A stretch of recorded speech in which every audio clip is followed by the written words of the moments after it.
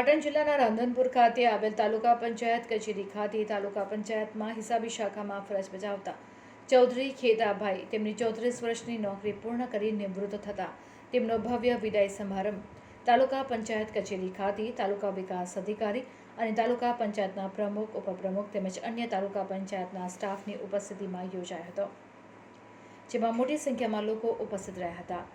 1989થી સરકારી નોકરીમાં જોડાયેલા ખેતાભાઈ ચૌધરી વય મર્યાદાને કારણે નિવૃત્ત થતા તેમને સારી કામગીરી કરવા બદલ તમામ અધિકારીઓ અને રાજકીય અગ્રણીઓએ બિરદાવ્યા હતા।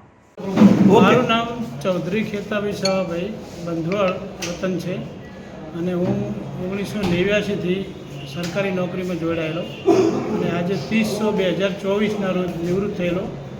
જુનિયર ક્લાર્કથી મારી નોકરીની શરૂઆત અને આજે ગ્રુપ 1 હિસાબનીશ તરીકેની સેવાઓ તાલુકા પંચાયત રાધનપુર ખાતે પૂર્ણ થઈ છે।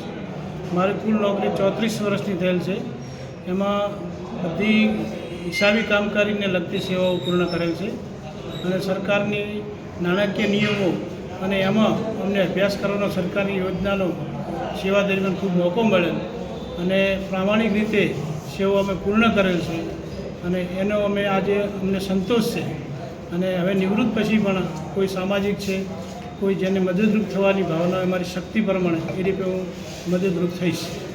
ચાલો।